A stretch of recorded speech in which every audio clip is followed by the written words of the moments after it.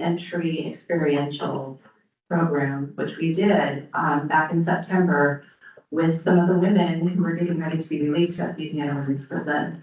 It was eye-opening, and our IDOC colleagues have extended that opportunity to others on the commission who might be interested in going through a similar simulation. It was eye-opening. So I extend that, and if there is interest, I'll circle back around and we'll. Yeah, maybe you could send a reminder to everyone and what they should do if they're interested in that. Thanks. Thank you both very, very much for your presentation. Great work. Okay, moving on to academic affairs. We have one academic degree program for full discussion listed in your agenda book on page 19. That's the program for the Bachelor of Science in Public Health and Sexual and Reproductive Health to be offered by Indiana University Bloomington. We'll look to the chairman of the Academic Affairs Committee, Dennis Bland, for his additional comments and remarks and moving this forward. Thank you. Thank you. This came up as an item that was originally presented as potential for expedited action. There was a request made, but given the nature of the topic and the subject, that it would be brought before the full commission and put on the agenda. And so that we had, so with that, I'll turn it over to Josh. Thank you, Mr. Chairman. Mr. Chairman, as Commissioner Bland mentioned, that this will be moved for a full discussion. We have representatives from IU here to discuss the program. I'll bring it up in a second. For our new members to the commission, a full discussion is when we have someone from the institution provide further information or it's a topic that the committee felt that commission members needed, all commission members needed to hear about, rather than expedited where it moves forward or just the committee recommendation. So with that, I'm bringing Mr. Weber to introduce the IDC. Thank you. Thank you, Josh. Thank you, Mr. Chairman. And Josh, I do want to say thank you for your guidance in this process and the transition. And Matt, we look forward to working with you and excited to move things forward. Indiana University is happy to bring forward this Bachelor of Science in Public Health and Sexual and Reproductive Health. It's an exciting program they've been working on for quite some time in development. And we have two members from the faculty here to present and responding to questions you may have. Eric Walsh-Bowie is a professor and chair at the Department of Allied Health Science in the School of Public Health at Bloomington. And John Macy, who is professor and assistant dean for academic programs. So we'll start with Eric.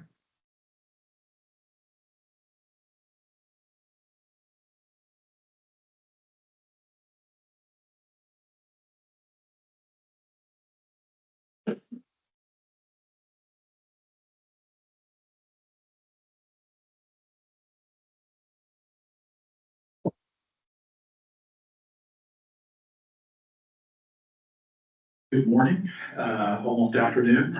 Thank you for welcoming us here to present on this proposed degree program. We appreciate the time that you've all taken, Josh and the commissioners included, to learn about this proposed program and to meet with us this evening. As Jeff mentioned, I'm a professor and I'm a chair of the Department of Applied Health Science. We've got a large faculty and a large student body in our department. And we are in the Indiana University School of Public Health, Bloomington. I'd like to share a little bit to begin about where our state ranks in terms of health.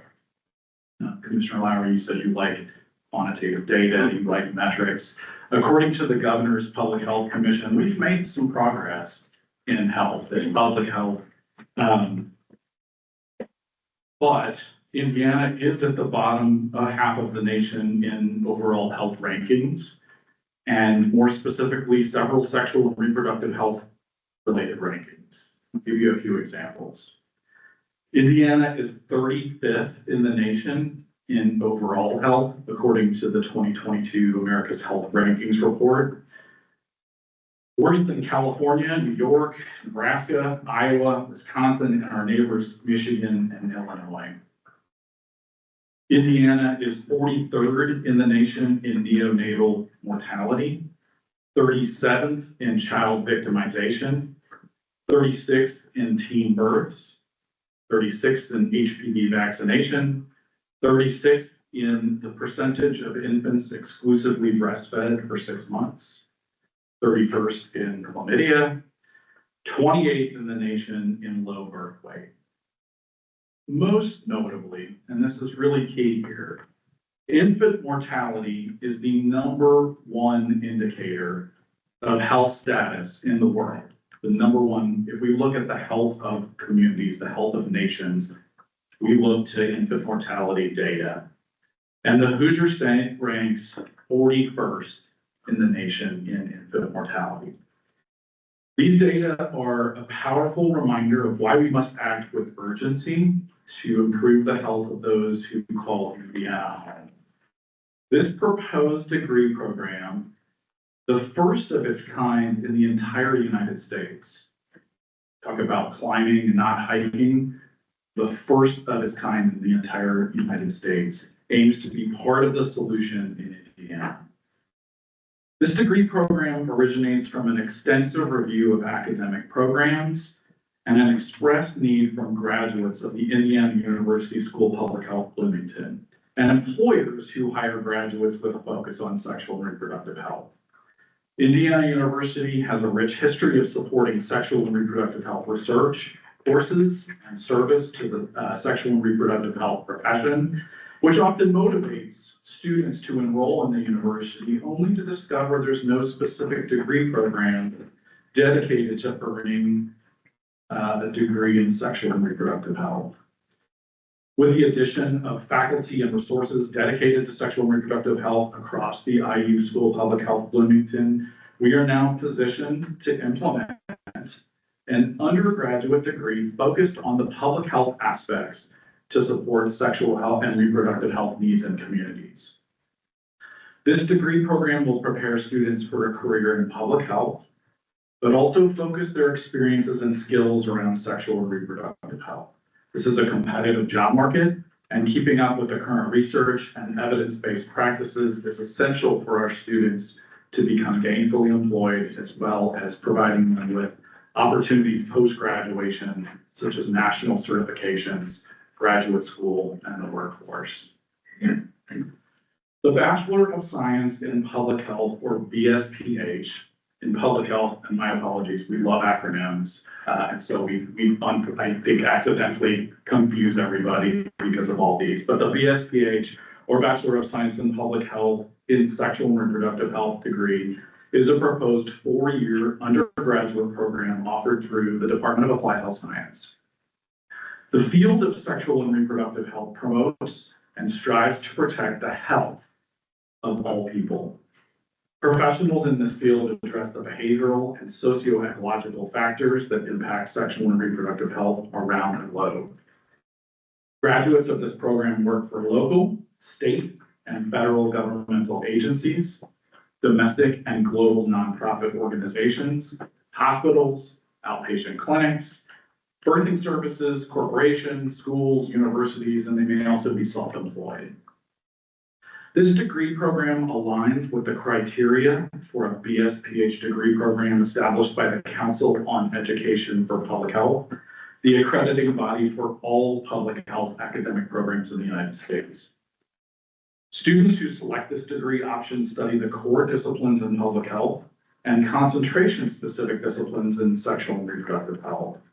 Core public health courses are focused on community health, epidemiology, biostatistics, environmental health, and public health administration. Concentration coursework includes theoretical and applied sexual and reproductive health promotion and disease prevention, health disparities, as was previously mentioned, social determinants of health, program planning, and intervention design.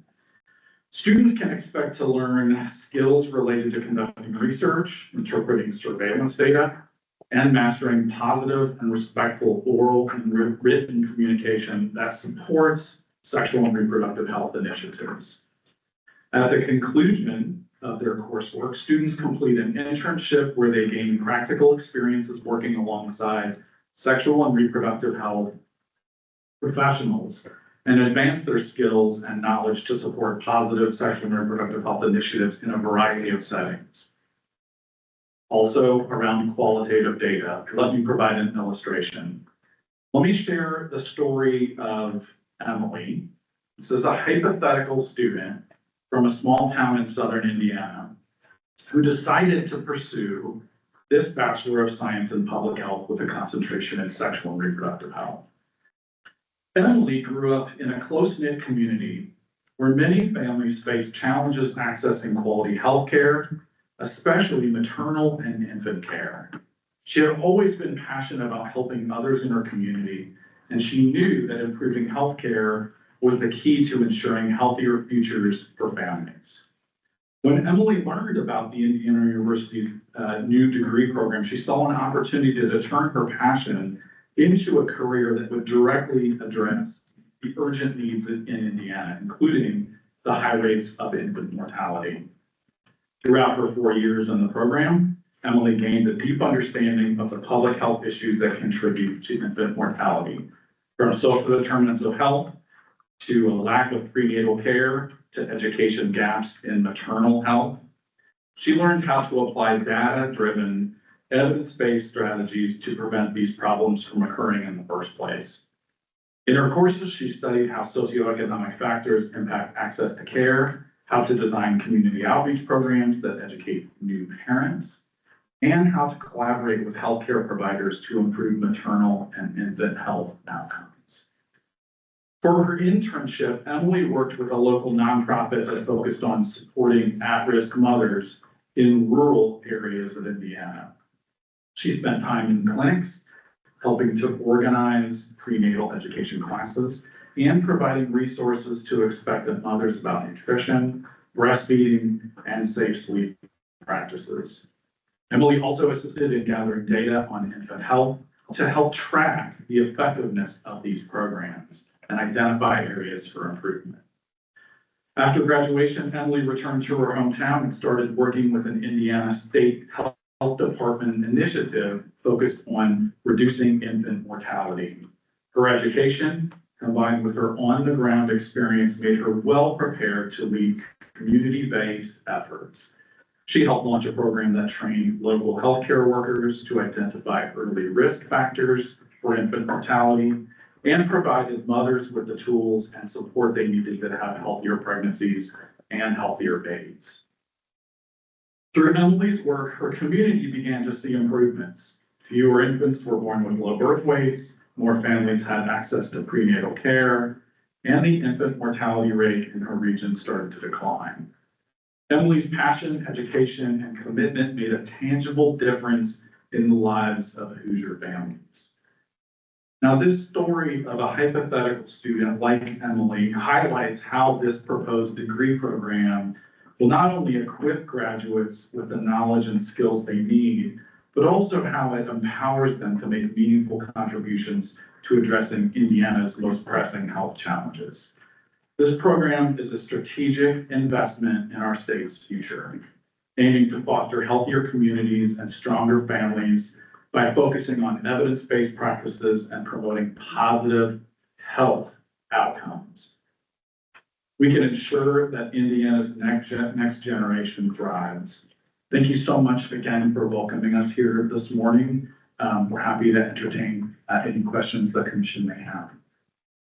Thank you very much for your presentation. Very enlightening. Mr. Josh, I'll turn to you for staff recommendations, comments. All right, thank you, Mr. Chairman. The staff recommends that approval of the Bachelor's of Science in Public Health and Sexual and Reproductive Health be offered by Indiana University. In addition to what we heard today, I would also like to highlight that IU has identified specific careers that these individuals would pursue here in Indiana, specifically health education specialists, community health workers, and essentially post-secondary educators. These positions have a projected growth by 11% over the next decade. Very good. Questions, comments from commission members? Yeah, I could be reading this wrong, but I'm looking at the document that was provided. I'm a little confused about, there's a section that talks about national, state, and regional need. And it says it's an absolutely, program that will serve our both nationally and state. Then there's also a section that says we are not aware of any studies at the national, state, or region that addresses the labor market need for the program. And so my topic is, as a student, I understand the need that when we reach a degree or credential or education, is it gonna lead me to a successful job that's gonna contribute back to the economy, contribute me to have a prosperous life? And so my concern is, to say it bluntly, what differences would this make if a student wanted to major in biology or be an OBGYN or be pre-med nursing? What is so important about this specialized topic? Absolutely. Thank you for the question. So to be clear, I think Josh mentioned some of the career opportunities. One of the data sources we see are jobs out there. There are jobs globally, not just across the United States and in Indiana, but globally. We know that there are major public health demands that this degree program will prepare students for that are very specific to those demands. A biology degree is a wonderful degree. It's very popular at IU. I think it's also a very good degree if you want to go into several areas of employment, graduate school, et cetera. This degree program will train entry-level graduates to go into the field, to go into the workforce, to make an immediate impact. We hear about it, we see the jobs out there, we see the credentials that are available. We also hear about it from our graduates. So our students who have graduated, we have, I think, around 10 letters of support in the proposal. 4 of those are from current and former students saying, I wish this degree program was in place. I sort of had to piecemeal some things together and I sort of feel prepared, but this is a direction I wanted to go in and it wasn't available. I really support this. And so without the existence of studies that examine these sectors, we can't draw on those studies. We can use the available data we have, again, workforce, job announcements, student feedback, which is huge for us. I hope that was helpful. Yeah. So just make sure I have a clear understanding. All the coursework that leads to the BSPH major exists today. No new classes have been designed. This is just kind of a different way to bundle the classes that are available for this kind of focused major. Am I accurate? That's correct. Kind of honestly, yeah. Yes. Thank you. And they're very, if I can add some more, they're very popular. We have every semester, we have a course, it's at 255, it's human sexuality. There's a demand for that class. We can't offer enough sections for that. In fact, over the course of an academic year, we had 600 or 700 students enrolled in that class. It's not quite as much as some of the other ones like anatomy and physiology that have, they can't even offer enough sections across the university, but there's a big demand for this content. Not sure who to ask, Josh or presenters here, but so I read Tucker's email. I was not in the meetings where this was discussed. So this sounds like a very holistic program. Sounds like much needed. Is there just a portion of it that Pepper is upset? I shouldn't say it that way, sorry, that she is concerned with, that is a small part of it. What she said she had to bring up on moral grounds that she opposed it, I believe was her words. So, And that's why I have no specifics further than what was stated in the, and I think it sounds like a very holistic program, sounds like much needed. Staff is recommending we do this, so I think it sounds good.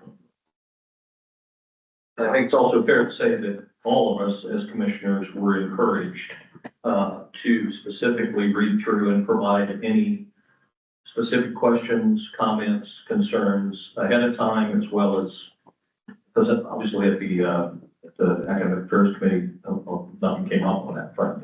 It was after the fact, so, which is fine, and that's why we allow this process. But, so I don't know if there were other questions that people submitted or that those who aren't here submitted to you or to Josh that need to be addressed that haven't been addressed at this point. I mean, I think that would be important. Sure.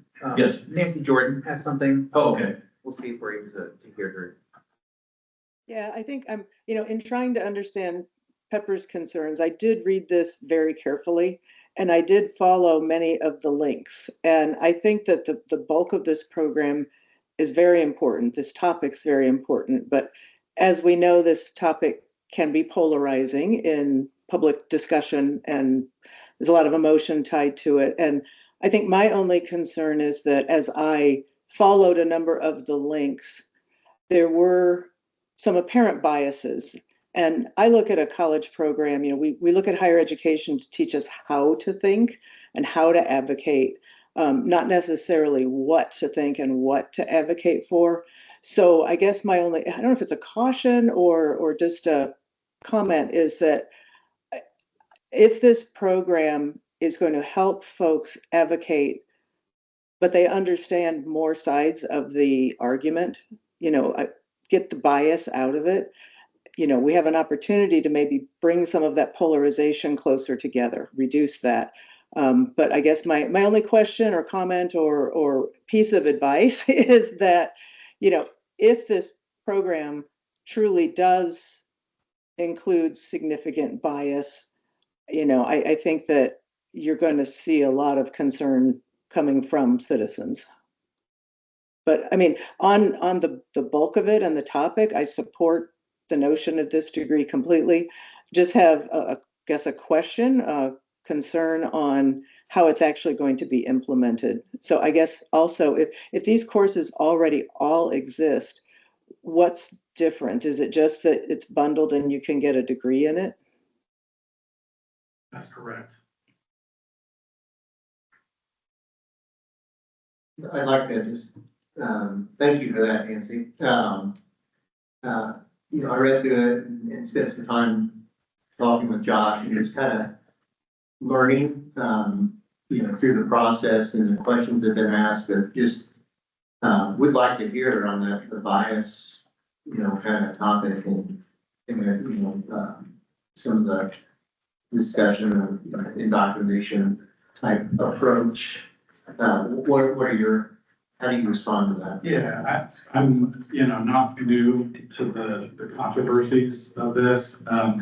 I'll share a personal anecdote. I mean, my family is from Southwestern Ohio, very conservative, and I like to say that I'm still waiting for my family to talk with me about sex and sexuality. This is a sensitive, private, personal topic, and so I understand the controversies around it.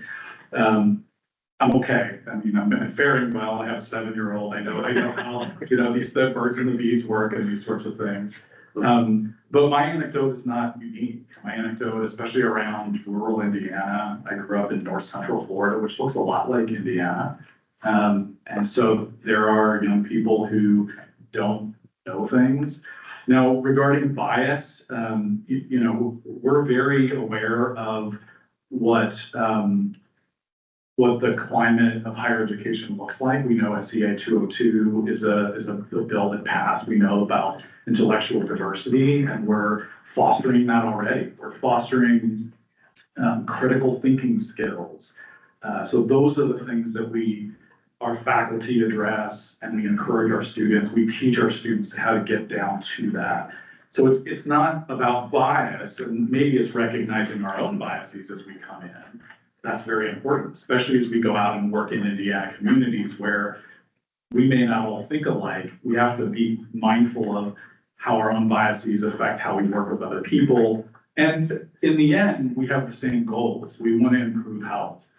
We're really in the business of putting ourselves out of business. If we're successful in health, then we shouldn't have jobs, right? But the problem is we haven't been successful. And so we've got a long way to go. And so as we talk about bias, I think we follow the science, we follow the competencies that are created by major stakeholder groups in public health. So, the Council on Education for Public Health has competencies, that's what we follow. And I believe there are competencies that are specific listed in the proposal, and I'm happy to draw attention to those about what those specific ones are. But in the end, it's about health. And so we're not focused on a particular framework or an orientation. We're definitely not there. It's about critical thinking. It's about health. And so that's how we approach it. Hope that was helpful. Thank you, John. Yeah, very helpful. We really don't want to cut short any concerns or comments that haven't been addressed, so I'll offer up. Oh, I'm sorry, man. Yeah. Well, just a caveat, I don't have to recuse myself from any vote because I actually serve on the advisory committee of the IU Public School Health and Wellness. With that, I just want to know whether the discussion and kind of taking us out of this small orbit and going into the general public. What will be the response from people here? Business as usual or thinking?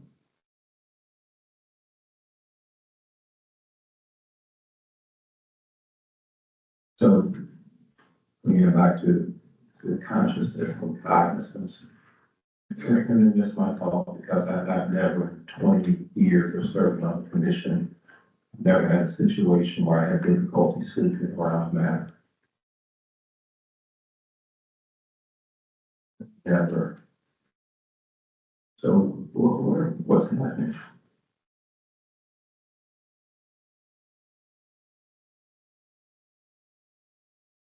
Two terms and I'm finished. Term number one is introjection. And introjection, as I understand it, is this whole principle of peer pressure on steroids. Introjection says, when I set a fire on New Year's or shoot my gun on New Year's in Detroit, then I am anticipating others following suit. Because this is just what we do. It's an invitation to come along and do what we're doing before long. Culture is in a vortex that is doing because this is what I've seen. This is what we do. And so introjection says, if I see it on social media, then I see 1,000 people doing it, and then 1 million people. That's social creatures oftentimes we can't help ourselves. And so from a standpoint of introjection, what does this mean? What might it imply in terms of what's coming? For a society that just can't help itself, good or bad. And the second thought is just antinomy. And antinomy says the reason you have so much conflict because at its root, right and wrong will never agree. Boy and word will never have a accord. You can agree or you can disagree, but they will never shake hands. Just like life and death will never agree. And so you should expect, whatever your position, you should expect a war because at some point, when you get down to a crossroads, you can't go left and right. You have to choose, but you can't have both. But the Timothy says there are rules of law, and at certain points there are rules that will never agree, and life and death are two that will never agree. So there will be, you can expect disagreement. Thanks for indulging. Very good, thank you, Dennis. I guess I just wanted to go into one of the courses that was recommended under this degree. What's law got to do with it, rights, restrictions, injustice, and sexual and reproductive health? You mentioned about how this might interfere or not interfere with Senate Bill 202. How are we truly going to make sure that teachers aren't kind of implementing their own beliefs? Especially since it talks a lot about what the term reproductive justice is and what that might mean. So you talk about infant mortality, that is something I feel a lot of people agree on, but there are also topics of sexuality and gender issues and just how we're gonna get behind that and how we're gonna keep that as non-biased and educational as possible. That's a great question. Thanks for asking it. You know, the bottom line, when we look at the courses that we offer, the folks who teach them are experts in the discipline. That course specifically, we have 2 trained lawyers on our faculty. Guess who developed that course? One of those 2 trained legal experts. So there are facts, there's legislation, there's law, there's public policy, and this, keep in mind, this is at local, state, national levels, in federal agencies that Congress legislates things and agencies have to interpret that and that becomes public policy. This lawyer that I'm referring to knows this field. So she is an expert in this area. That's why she's in the classroom. I'm not going to teach it, right? We're not going to have people who are not trained and not experts in the area. But that's the beauty of this degree program is we've got experts at IU, across IU, in the School of Public Health Bloomington. We've got a very solid critical mass of faculty who do this work, who are trained, who do the scholarship around it. And again, I'm a department chair. I'm the one who has to implement SEA 202 and monitor it. So the complaints that come in, they come to me. And so I think we go to the university first. But you know, I don't want those things. This is a law that we need to make sure that we're abiding by. And so we first start with the courses are there because of competencies that the profession and the accrediting bodies have said this is what public health is and what public health does. We have experts who are trained in those competencies, who do the research, who develop the courses. Those are the people we put in the classroom. And they know they're not going to go off on some tangent because they do know the topic that you called into question. That's a topic that might draw polarization and might get one of our faculty members in trouble because they go down that path. But they stick to the science, they stick to the evidence, they stick to critical thinking, and they foster that environment where there can be those open discussions about that.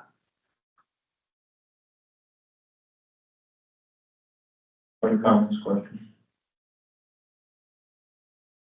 Just not to be silent. I guess where I come from, for what it's worth, is I think, Kent, your question is really an important one, which we knew by reading through the programs for the most part, that these are courses that are existing today. We're not introducing new coursework.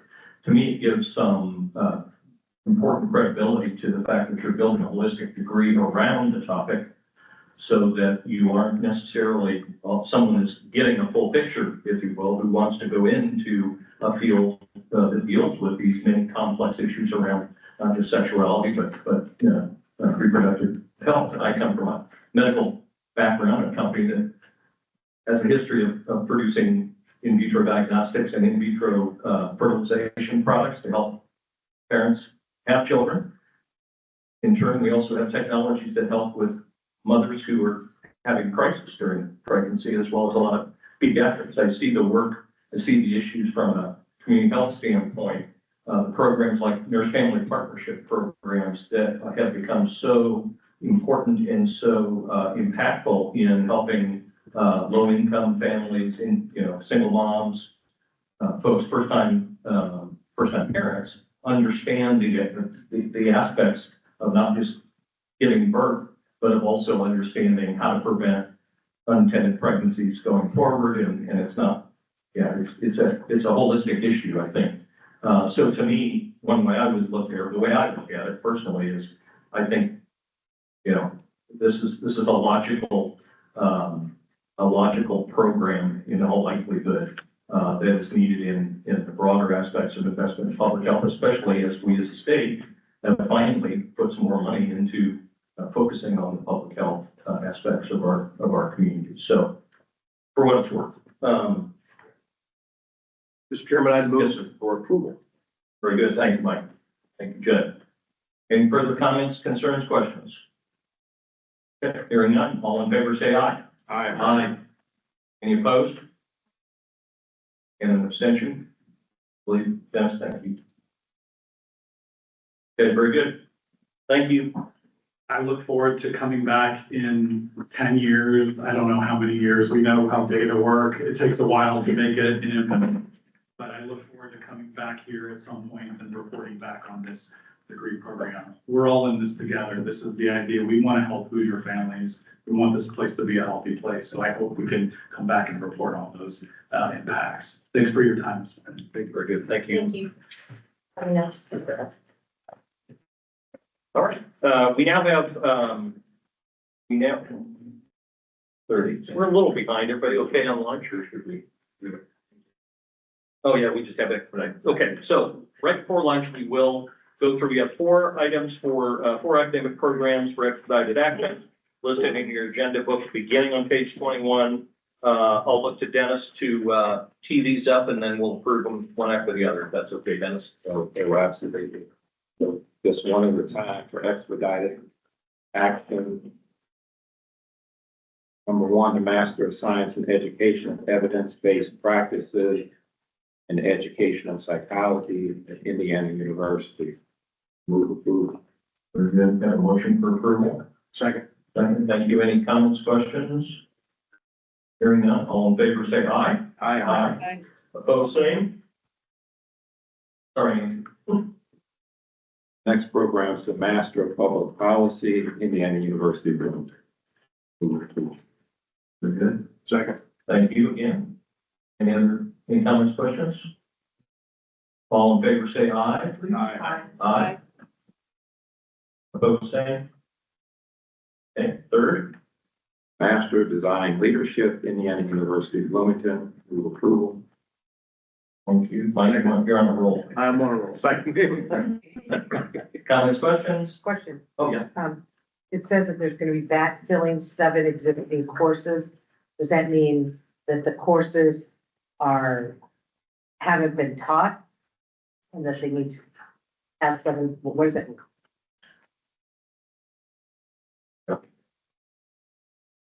Yeah, the program will be using, existing faculty. There are courses that are taught, right now, but they will be, by backfilling, it's just expanding that one. I can get you more information on that one, but they are all current programs being taught, or courses being taught. And they said, so I guess I don't know what backfilling. Yeah, I apologize. That word should not be used in there. It'll be 7 courses that'll be taught by faculty. They're all Right, there. adjunct. Yeah. Okay. That answer your question, Kathy? Not really. Thank you. We'll follow up. Yeah, because I don't understand why it's a thing, no new courses. Yeah, it may describe the need for faculty to teach the course. Okay, all in favor, say aye. Aye. Aye. Opposed, same. All right, and last one. Yes, the PhD in Information Science, Indiana University, Indianapolis. Move approval. Second. Thank you. Any comments or questions on this? All right, hearing none, all in favor, say aye, please. Aye. Aye, opposed, same sign. Okay, we have, and I believe before we break for lunch, I believe Alicia would like to come up and make a few comments here for us. Yes, thank you. I just wanted to say, before we go to lunch, everyone is invited to have lunch in the room that is joining to this one. It's open to everyone. We will have a speaker, so we want to let you take a few minutes to get your food, get settled. Please sit near the front, close to the speaker and the screen, so you can engage with him. He will give a short presentation with Q&A after. And then I wanted to say to everyone, I believe commission members and staff have parking covered by Lucas.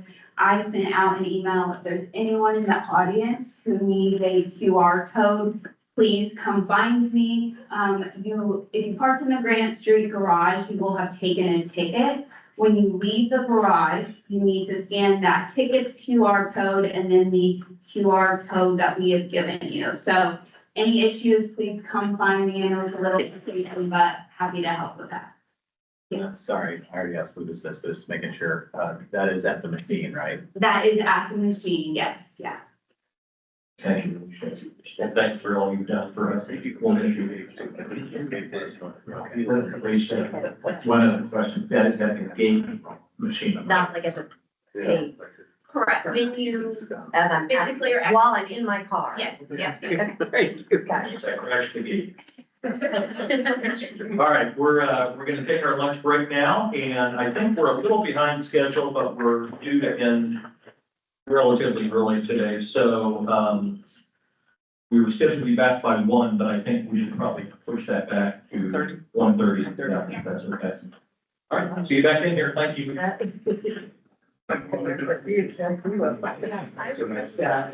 Me, Harvey, I have bracelets, so if you don't have to, please come here, bracelets.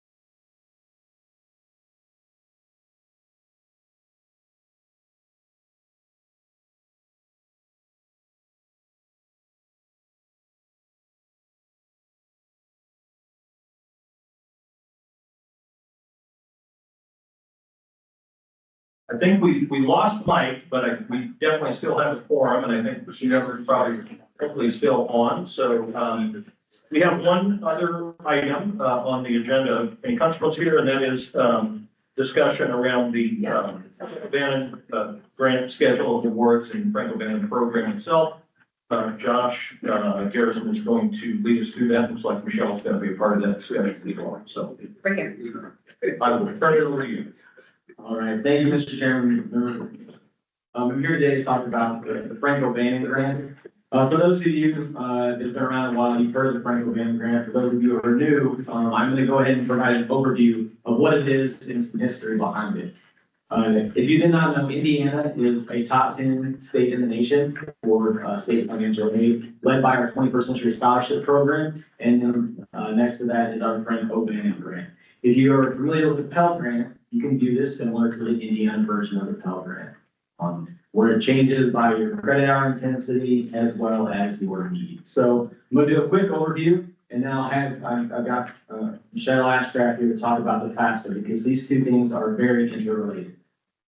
So to begin, the Franco Bannon grant is available to all students who attend Indiana's public proprietary, I'm sorry, the Franco Bannon grant is made up of 2 awards. Or if I start on the right slide, go back. Indiana's Franco Bannon grant is our primary need-based financial aid program. It is appropriated roughly $168 million for each year of biennium. So we have $168 million appropriated.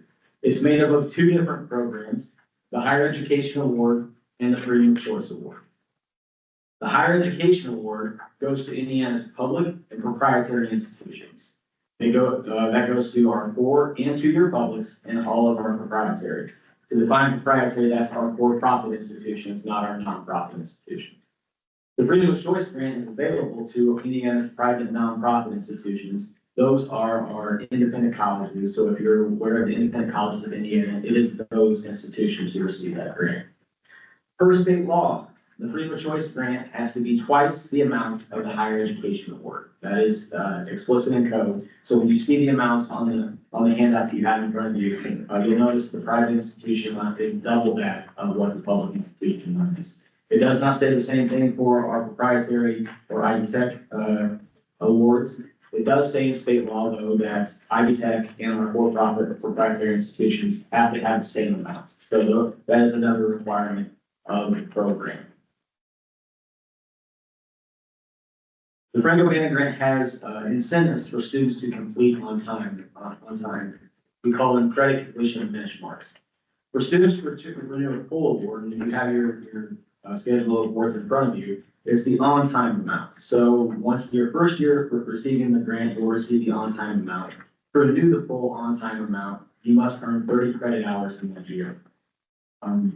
If you do not earn 30 credit hours, you have to earn 24 credit hours to receive a reduced award known as the full-time amount. And you'll see that second amount there. I do want to highlight though, that we recognize that some students plan to take less than 30 credits per year because they've used dual credit AP, Cambridge, and like to move forward.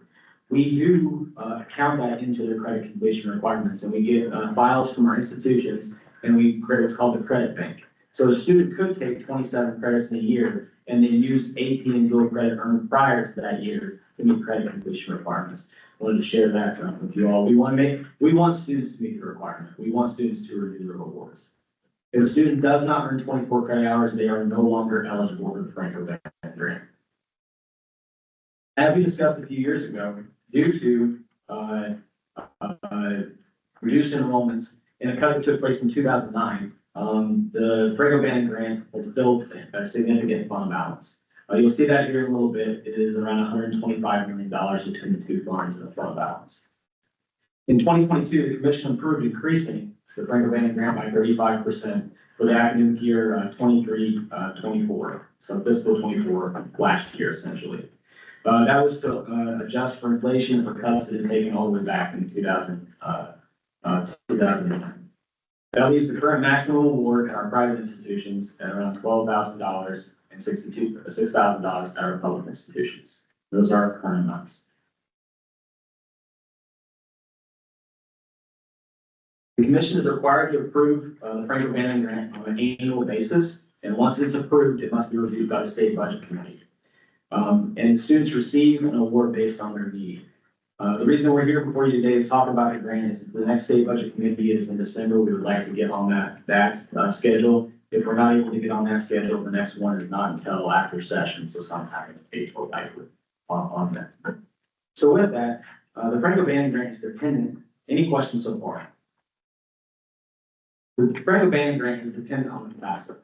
If you all are involved in higher education, so you know that there are so many applications that students have to do. The application for enrollment, the application for your major, the application for the FAFSA application. To make it easier for students, we elected not to build a separate Franco-Bank grant application. That way students, the roughly 30,000 a year to receive it, do not have to come to us and fill out another form to gain access. We use the information in the FAFSA. And Indiana code actually says we're required to use the need analysis from the FAFSA to determine amounts. And you've heard a lot about the way the FAFSA rolled out last year. I included this slide. I debated whether or not on whether I included this or not. I included this slide, debated whether or not, because that's how we felt all last year. We as financial aid professionals, those of us trying to help students, kept setting benchmarks and markers to do that. And the United States Department of Education kept changing. It made it impossible for students, for families, and for institutions to figure out a way forward. And I want to take a moment to commend our financial aid professionals across the state, because the work that they did during that time was Herculean. They had to go off of no information. They had to help families figure out a way forward. And we ended up in a fairly good place on that. So to go back, if you're not aware, the FAFSA is the pre-application for federal student aid. And it had significant changes in the form. And I'm going to hand it over to Michelle in a second to describe the timeline. The biggest change was the expected family contribution, which is the need analysis, was changed to the student aid index. That moved the student, the way that changed was an analysis of what need was. And then it also moved the bottom of the need from 0 to negative 1,500. So old ESE, the lowest you could have was 0. Now it's negative 1,500. Sounds kind of odd. Why would you go down to negative 1,500? The purported reason that it was stretched out like that was to allow for individuals or for institutions and for states to see who of these students were the most needy. We'll discuss today that that's not what actually happened when they implemented the SAI change. More students qualified for federal, state, institutional aid, and as I said, the implementation was a disaster. And I'm going to hand it over to Michelle because it was her and her team who had to deal with the impact of the FAFSA changes. We go over the timeline on what happened with that. So, Thanks, Josh. I think someone referenced earlier a post-mortem on how last year's FAFSA went. This is that. To be clear, we're gonna go through several slides of the timeline of what happened last year. This is a snapshot of a document that's been put out by a national organization that is over 80 pages long. So when you see what I'm about to present, it's just the tip of the iceberg of the challenges that we experienced last year. For the last several years, the FAFSA opened on October 1st, and we were informed in March of 2023 that that would not happen. We were told that it would not be available until December, and they didn't let us know until the middle of November when in December it would open. And I don't think that I would be shocked that they said December 31st at that point in time. When it did open on December 31st, it opened for a few hours at a time, and we could not access it. We also found out before it opened on December 31st, at the beginning of December, that with this new formula that Josh mentioned, that they had failed to update some income protection guidelines. And that was important because that update was actually going to meet part of the purpose of the new formula, which was making more students eligible for financial aid. So without that update, that was not going to be possible. And that meant that even when it opened in the end of December, every record that we were going to receive was going to be wrong until they updated that information. In January, they announced that the form was fully available. So that meant it was live on the site 24/7, but that did not mean that it was working. In fact, there was whole populations of students who couldn't access it, and what's termed a contributor, which is most often a family member or either a parent or spouse, many of them could not access it as well. They let us know near the end of January that they were actually going to fix those income protection guidelines. And so we knew that as we started to receive files, there wasn't really going to be anything that we could do with them until they reprocessed those files as students started to submit their applications. Because of that, typically what would happen, you would see across our institutions throughout the state that in February, they would start releasing financial aid applications. So here we are in the FAFSA, it's barely open. We have not received any files, and we know that when we start to receive them, they're going to be wrong. So Josh and I consulted with the organization that represents our state financial aid offices across the state. They have a government relations team, and we all collectively decided the best way to move forward was to keep the award flat for this year, knowing that we were going to have to make significant changes in the upcoming year. So Josh aptly described this last week as past us made it a future us problem, and here is future us telling you what this is and how we are going to address that. In the end of February, they did make a technical update to the formula, in addition to fixing the issue with the income protection that we announced earlier, and they announced that they would deliver ISERs. That didn't happen. The ISER is the individual file that we receive for a student that allows us to actually process their financial aid. Then in February, Congress passed something that undid what they just did, so we had to redo the formula again. And in the beginning of March, they announced that they would finally start receiving or sending us files. And then you can see in the middle of March, they told us that they would start receiving them. We're already at 5 times now that they told us that they would start sending us files, and we still don't have them yet. At that point, we came to you, those of you who are here, and we asked you to approve what is the current schedule for the 24-25 year. We asked you to hold it flat and let you know that we would come to you in the following year with proposed changes for what would be the 25-26 year and the way forward. Around that time, they announced again that the formula was not correctly calculating assets. So we're just adding on to ways that the formula is not correctly working. And then shortly after that, they announced another update in which tax information was not being used correctly for about 20% of all those who had filed so far. So we were going to have to recalculate again. In April, we found out that they were actually going to start reprocessing those, but we hadn't started receiving all of the files yet. Then at the beginning of April, they did announce that they were going to do basically mass reprocessing for the 4 or 5 issues that they had let us know was going to be having to address, that basically they were not calculating correctly. And then in mid-April, we found out that basically nationally, nearly all institutions have not even started to release financial aid or work packages. So we're thinking about a May 1st typical national deadline of people coming up saying, I want to go to your school, and they don't even know what financial aid they're going to be able to get yet, not only in our state, but across the country as a whole. At that point in time, we went to the state budget committee and we asked them to do the same thing that we asked you to do, which was hold the schedule flat, and let them know that we would come back to them as we will this December with an update to the schedule for years moving forward. At the end of April, it was signaled that the federal student aid was confident that they would open this year's FAFSA by October 1st. That did not happen. We did open beta testing though, so we are working on it. And it is expected to be open for all users on December 1st. At the time that they made that announcement, there were still issues with the current FAFSA. Currently today, we sit at 21 standing issues on the current FAFSA that's being used for this school year that have not been resolved yet, and that's just the ones that they put on a public website. They didn't start processing paper applications, so David mentioned paper application issues earlier, they didn't start processing those until October. So we're still working through that. So we're working through beta testing, there are 4 rounds of beta testing, Indiana is participating in rounds 2 through 4. From every update we've heard, it seems to be going well, so we're hopeful for the December 1st launch. But much of what I referenced as the challenges with the calculations, as well as just access to the form, sets us up for what Josh is about to share with you for why we need to adjust the schedule.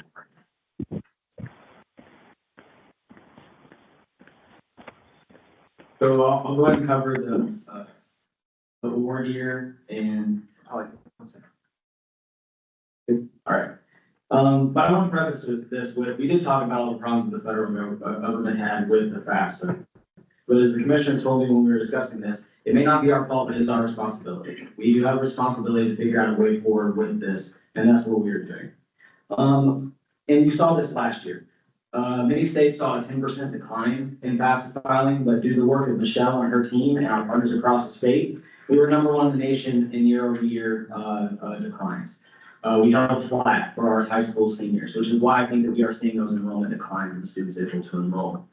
We were the only state in the nation to see low-income high schools increase their FAFSA filing. And Indiana was only 1 of 4 states in the nation with higher minority or higher FAFSA filing in high minority schools. And as mentioned, we recognized last year that we would need to update the schedule of awards. If we would have had this data last year, we would have done it then. But we are doing it now because we did not. Just some more context, as of April 15, 2024, overall FAFSA, that includes even college age students, were down about 3% in the state. High schools, as I mentioned, flat. But even though overall FAFSAs were down, the highest need students were up by 8.6% and 14.1% for high school seniors. What I mentioned earlier was that when they switched from ESC to the student aid index, they moved most students into the -1500, which is the highest need. We typically see around 40% of our students in the highest need bucket. For this year, we saw 60% of our students in that highest need bucket and on the Franco Bank grant. We had projected that we would spend around 200. Yes, sir. Sorry, sir. But going back to an earlier presentation, how do we reconcile the increase in college enrollment for Brad after several years of decline? But how do we reconcile the increase in participation but decline in FAFSA? So we are actually up year-over-year, but as of April 15th, we were down at that point. And Yes. April 15th is our state's priority deadline for FAFSA filings, which is why we pulled data on that date. No, so what we saw, especially at the college level, students were just waiting for it to be fixed. Right. And high school seniors were getting pushed to do so. So with our, yes, I'm so sorry to interrupt you. I think what you just said is worth noting, not passing over. Something that we decided to do was, I don't know how to put it, to go low tech on some of this. In reaching out to high school seniors, their parents, and what were current college students in every manner we could. So not just electronically, but email and so forth, but also snail mail. Because we had record of these individuals, and because of all of the crazy challenges that Michelle especially just went through, we decided to do as much as we could to be high touch. And then, of course, we did the work with, College Matters and with the Fairbanks Foundation sponsored. But I don't want to gloss over that point and the way those performances occurred, because those were some things that were done in the state of Indiana that just weren't done in other states. And I think they are contributory to,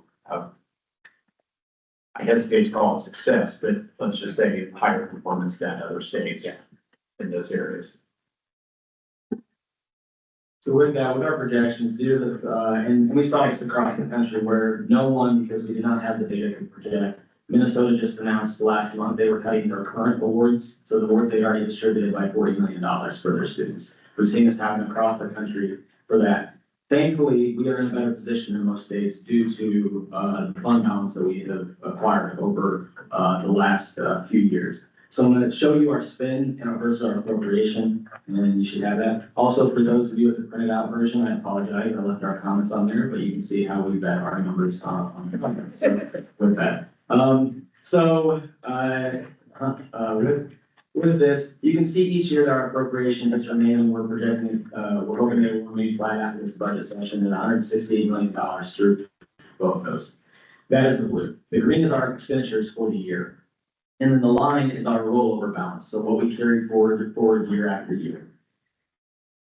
Fiscal year 23, so FY 23 is the year that we came to you all to ask for an increase in the Ovanian grant for our students. And we wanted to spend right around $175 million. And we spent that year $173 million, pretty close to where our projections were at that time. Our goal is to still spend around $175 million. Mind you, that is $44 million over what we spent in fiscal year 23. That will ensure that we spend the appropriation, giving students the most funding that we can, as well as responsibly spending down any rollover that we put forward. What you can see is the operation that is this current year. Because of the fact that we did not have the data and we held everything flat this year, we will spend up to $225 million. We can't absorb that because of the rollover amount of fund. We could have elected to cut the awards last year. However, it would have been like cutting your hair in the dark.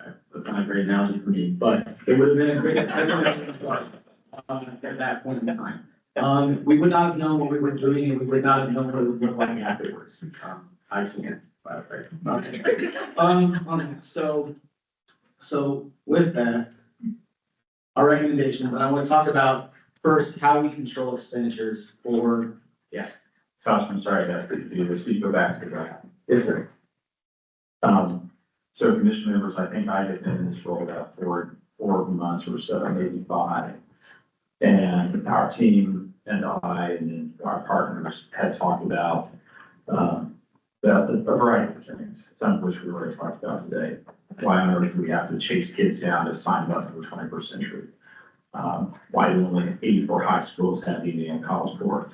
And one of those was absolutely stunning to me was why cuts adjustments for inflation had not occurred at that point in 13 years for Franklin Band Group. And the total of that, you may or may not recall, it is vivid with me. And I repeat it about every other day when I'm out publicly talking, was to bolster the Franklin Band Award by about 35%. I point that out because it's, to me, it's so important to know what we were talking about at the time, that the awards had been consistently in the low $130 billion range, right? Simple math, you don't need a calculator, but what you're going to end up accruing is a bump of 40, 42, $45 million. So that is the range that was the predicate to what we were planning to see go forward. By the way, that's a substantial investment, $40 or $45 million of additional each year. And I think you all know that when we came to you, Governor, the Budget Committee, the State Committee, and others, that we knew we were asking for something substantial and had robust discussions around that. And I regret a lot of things in life.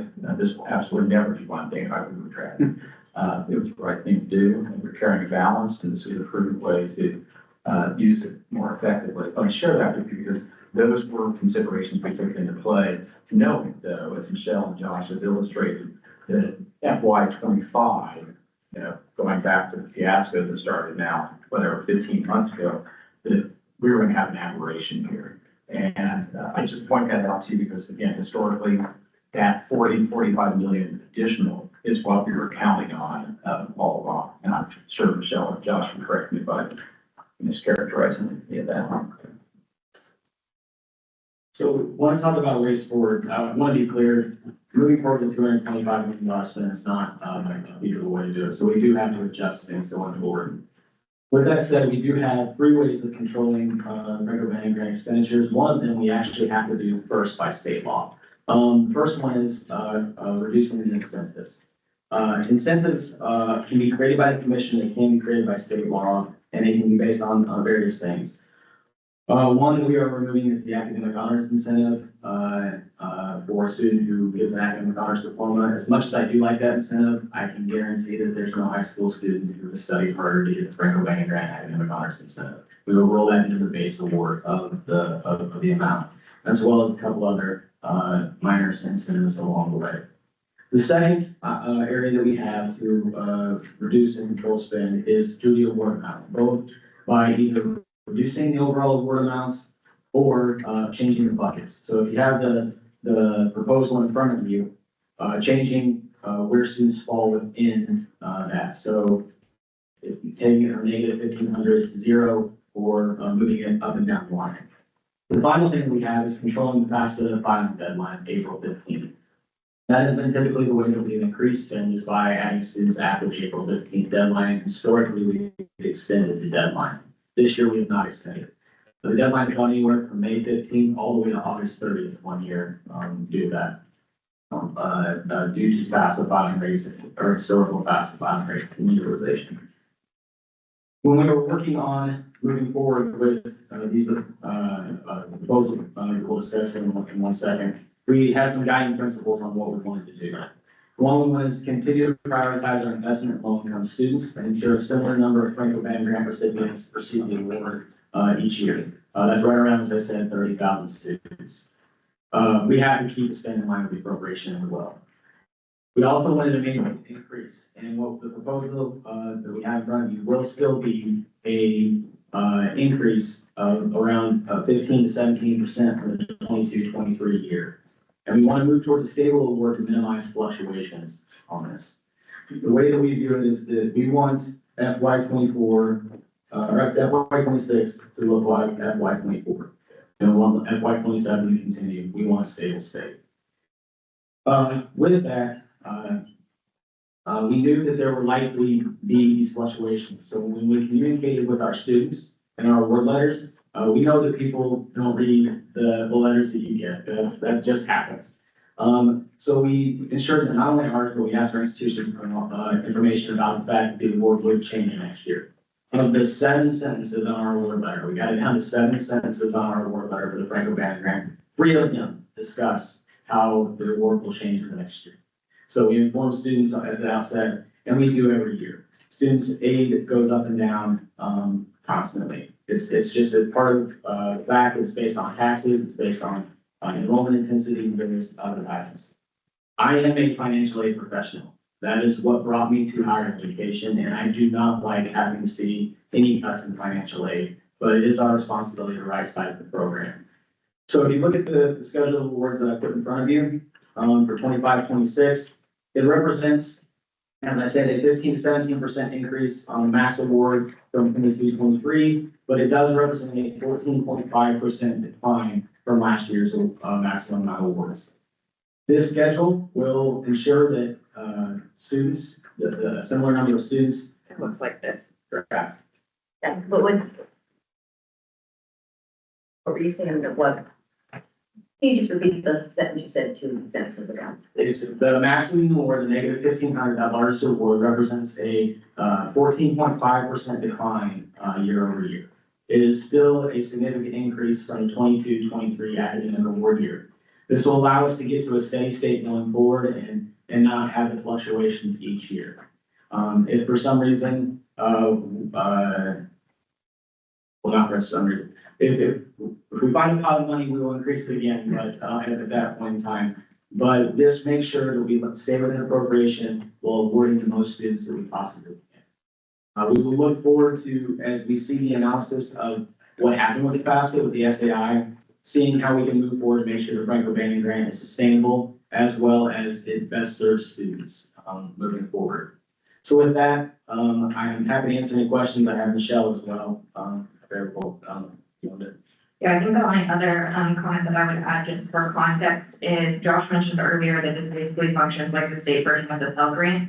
I think it's important to note that as we have seen an increase in students eligible for need-based aid in our state, particularly maximum need-based aid, we're also seeing the same thing at the federal level.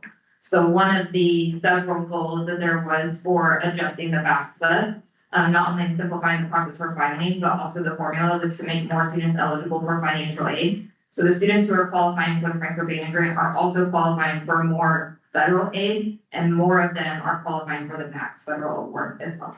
That's actually a very important point. Thank you, Michelle. I do want to point out for the public institutions, any student who is of 1 to 500, when you combine Pell and Franco-Bannon grant, will have their full tuition covered at any public institution on that. For anyone on the Ivy Tech schedule, up to, I believe, the same number will have their full tuition and then some covered on that. So we never like reducing awards, but students will still be able to create access. It is still one of the most generous programs in the nation moving forward. With that, we're happy to answer any questions.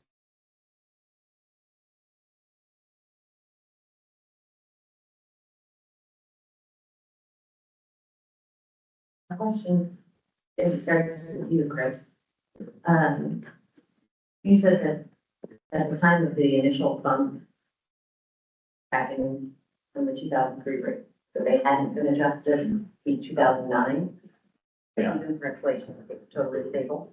So I know all the cuts had not been restored from 2009, and then the other adjustments that might have taken place in that time period. A couple $100 up in 2020. Yeah, so basically no play in that, since the 09 cuts. I think that had been 13 years at the time that we brought it forward. Yeah, in 09 was roughly a 31% cut 6 weeks before classes started because of the recession. And I know this morning I asked you about why it was set up to allow twice the amount for kids going to private institutions instead of public. And I apologize, I'm new to all of this, I'm trying to wrap my brain around it, and I know that's by statute, and so we can't independently change that, but one, I think it's something that we might want to consider, but I'm intrigued by looking at the breakdown on this, and I asked my question to you, Chris, so for a full-time Ivy Tech proprietary institution, we're back down to what the amount was. 2,900 is what it was 3 years ago. On that one, But looking at the math, the 14% is true, but yeah, we're hitting harder. There's some groups that are, same thing, a full-time student at a public institution, 3 years ago it was 3,700, now we're at 3,850. yeah. So with those, we are required to have a lower amount on that. But yes, we, to make the funding work, we prioritize the on-time versus the full-time for those. I will say the disproportionate number are in not just the high 1,500, but the 1,500 on-time as well for those. Sorry. So when I mentioned that 60% are in the negative 1,500 bucket, a disproportionate percent of those are also in the on-time, not the full-time awards. And I can give you a breakdown by bucket as well to show you the impact on those. Again, with the full-time as well, if you are at 2,900 plus the $7,300 in Pell Grant.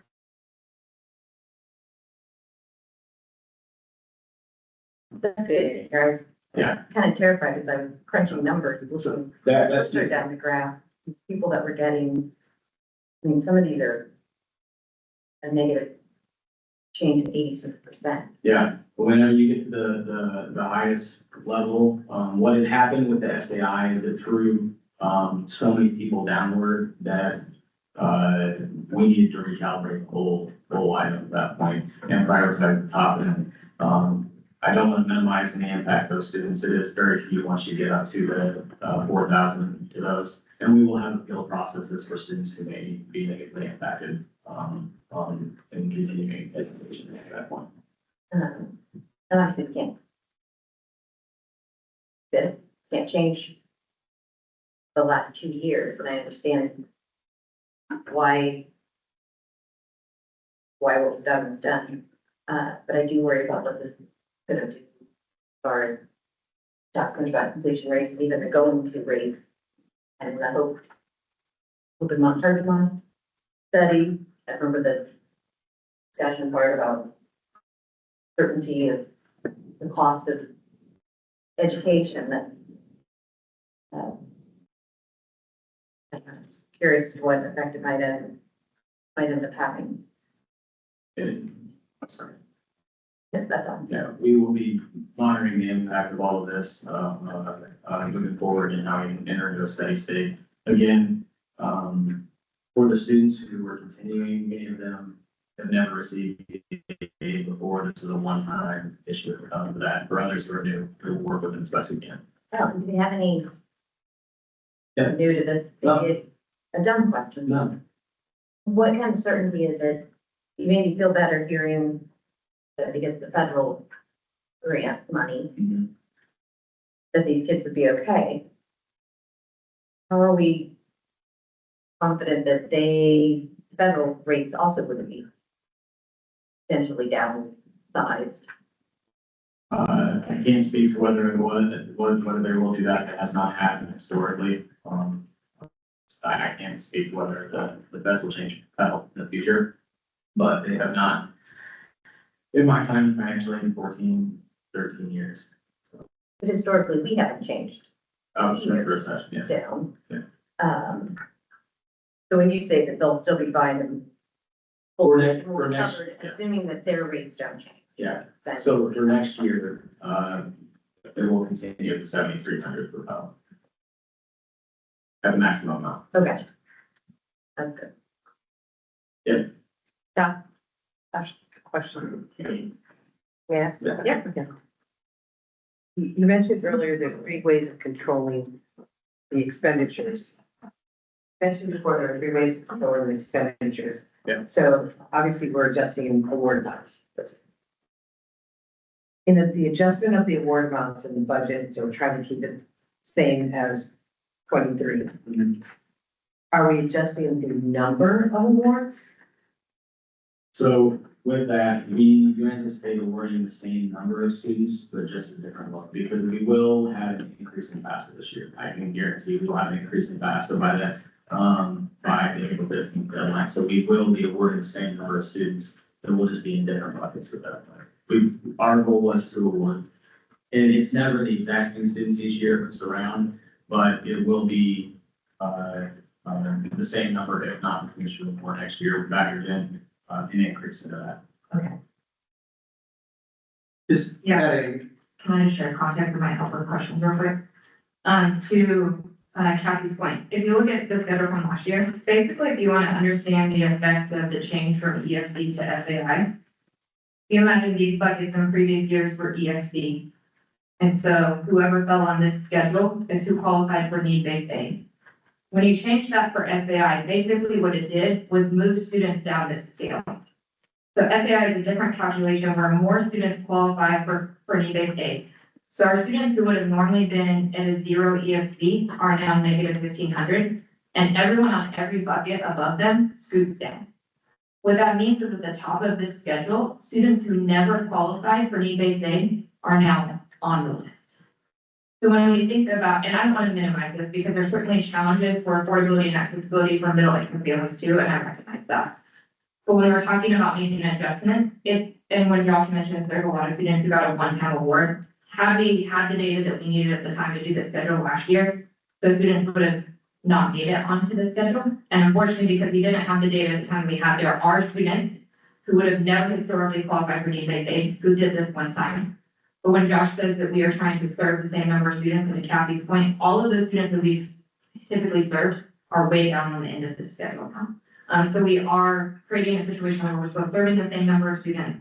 We're still serving the neediest students out of our state with the maximum awards that we can possibly give them. And then to Josh's other point, we have factored into this chart and assumed 6% increase in FAFSA funding. Just to give you a sense of scale, we were launching mandatory FAFSA for high school seniors at the time that this was rolling out. Had that not happened, all of the 6 states who did that before us, in the first year of universal FAFSA, they saw somewhere between a 20 and 25% increase. So we worked with our business intelligence team to try to put what we believe is a reasonable projection in here because there have been such challenges. But in the event that we are as successful, we are half successful as our other states, we do expect that we will have more FAFSA filers, which will increase the number of students who are down at the lower end of this bucket, which is why we're trying to make the best possible projection we can to live within appropriation that we have.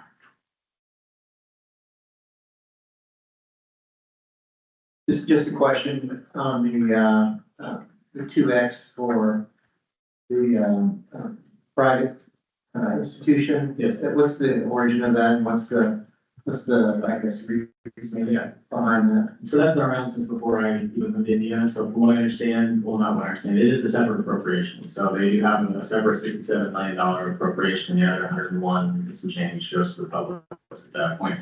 And what it is for some students, the smaller private campus is what best suits them. The Freedom of Choice Grant creates access for those institutions, for students who need, a smaller field. Did you say Nancy has a question? Nancy? Hey there, can you hear me? Yep. Yes. Yay. Well, first of all, I just want to thank you all because I understand how much work has gone into this, and I know that you don't take this lightly. It feels like we're put in a position to do the least harm. You know, we're trying to do the greatest good, but this is do the least harm. But I am concerned, and you know, Commissioner Lowry, this is for all of us, but the optics of this, just messaging this at a time that we've just had such celebration of all the 21st century scholars and more FAFSA, and now we're having to cut. It kind of goes counter to that. So, you know, question is, can we all get some consistent talking points, or at least know how you're going to be messaging this? And then this is a completely irresponsible suggestion, especially coming from a CPA on the Budget and Productivity Committee, but at the risk of kicking the can further down the road, you know, we don't want to eat through that full surplus. I completely agree with that, but do we perhaps eat into it a little more and make this a little less painful than it is? We've got a legislative session coming up. Can we work with the elected officials and look at other potential levers to not have to do as much as we're proposing here? Again, I'll admit that that's more from the heart than the accountant brain, but it also just is a more consistent message than getting everybody ready to go, and leading indicators are all looking good, and then we're going to cut. Yeah. Noted on that one. I think that we need to move forward with what we think we're going to have, not, and I don't anticipate an increase in the funding with that. We will definitely get the communication points around why. I mean, it is clear the Urbana Grant is one of the most generous programs in the nation. It is one of the best ways to create access. Even with this reduction, they're still spending $44 million more on students, as well as having higher awards for our neediest students by 15% from 2 years ago. So there is this 1 year kind of outlier, but we are still spending more and awarding more than we have historically, other than just 1 year. Yeah. One other question, I guess, that would be helpful, I think, with the talking points too, is just given that a lot of this was caused by the change in the federal behaviors, how many other states are grappling with this? I mean, I'm guessing we're not alone here. Yeah, Angel McAllister, who's our state director of financial aid, and I were just at a national conference the last week of April for everyone like us who does state financial aid. And I can tell you it's far worse in other states, if not similar. So we're all dealing with it. 2 things I want to call out first, to try and address Nancy's question, but also to prepare you for the future. Part of the reason why we're asking you to approve this now so we can get on the state budget committee in December is because we want our financial aid offices across our campuses to be able to get financial aid awards out this spring. If the FAFSA is going to open in December, we want them to be able to utilize the information as soon as possible to let students know what they could get for next year. And if we don't do this now, we'll have to wait until April to confirm these awards. So we want to get information out to students as soon as we can. The second thing that I'll say is, when we get through April 15th and we have this full year cycle and then the new FAFSA that our current students and new high school seniors will file, we want to immediately start working on what the 26-27 schedule would be, so that we can get on the state budget committee and before you much earlier, to signal to institutions what is coming. We historically have planned early for that in the past. We just couldn't do that this past year because we didn't have the data in time, but we would want to return to an early signaling of what the awards are to come. We came before you June 2022, Commissioner Murphy. Keep going. We historically, we were able to do things like this in June, but due to the FAFSA issue, we're doing it later in these years. So, and the other thing that we will change, historically, this has not been run through budget productivity committee. This will start moving through budget productivity committee, as well. Yeah, I applaud that you guys are trying to get it out sooner. I mean, it amazes me. And I know from the parent website with my kids' school, there are people after they dropped their child off at school and didn't yet know what it was going to cost them, which We're hearing that across the country right now. mind-boggling. Yeah. I can't imagine the stress of that, but I'm sitting here thinking, by the time they find out in the spring, it's too late. Yeah. Yeah, to apply to a different school if, for financial reasons, they need to go somewhere more affordable. I appreciate it. I have no, would appreciate you getting information sooner related to this stuff. And this just feels huge to be taking on in a moment here, but what would the cost be if we were to grandfather this in? To continue with the schedule that we have this year going forward, around 50 million more a year. Oh, okay. Yeah. I'm just thinking about those kids who, in their lifetime, we haven't decreased the funding that we've given them, like now for 2 years, when they are out of school and halfway through a class, I don't know, I can see where this really interrupts their education. If we, Josh, correct me if I'm wrong, if we were to do that and stay with the level of funding that resulted in what is currently fiscal year 25, if we do that 2 years in a row, we will deplete the reserve and we will exceed the appropriation of the state. Yeah. Yeah, I mean, that's sort of the bottom line. You can, that's sort of is the bottom line. Not a pretty bottom line, but if I could address something too, first of all, it's a great discussion. This is literally the stuff that keeps us awake at night as the staff.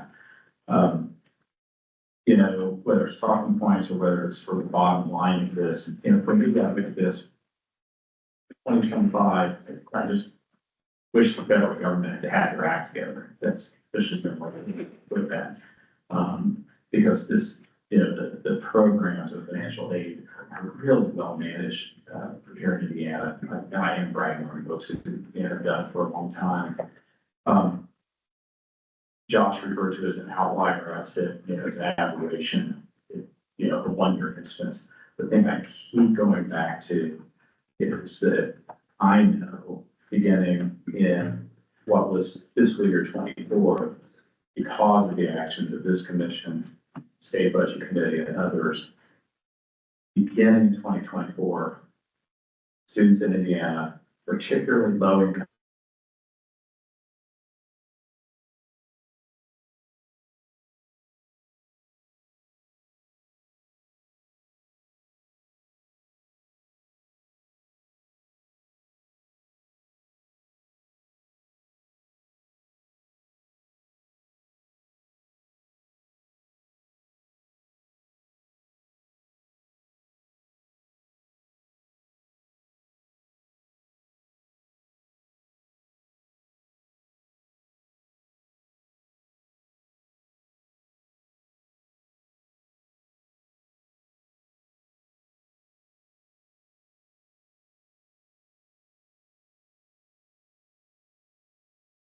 to students in Indiana.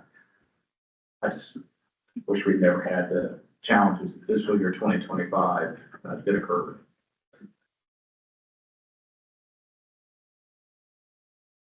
We're running up against losing our quorum here. I don't want to cut it off. We're voting here to move this forward so that you can roll it out, basically. So we can go to the state budget committee in December.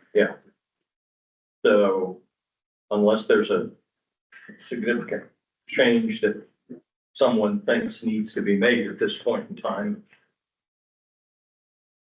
we need to approve this, right? Yes. It's not that it won't change, No.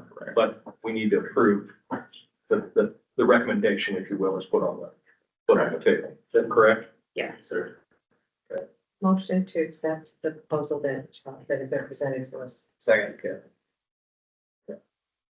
Recognizing not an easy subject and lots of concerns, are there any other final comments? Okay, hearing none, all in favor, say aye, please. Aye. Bye. Opposed, same. Okay, thank you. Thank you. Thanks for explaining a very complicated and challenging issue. Thank you, bye, everybody.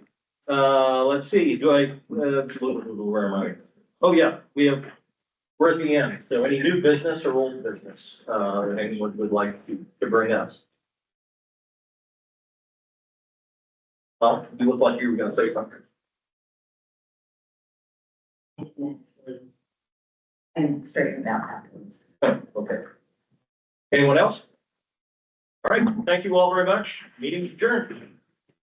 Bye-bye. Bye, Nancy. Oh, shoot, I'm sorry. I think. Well, no,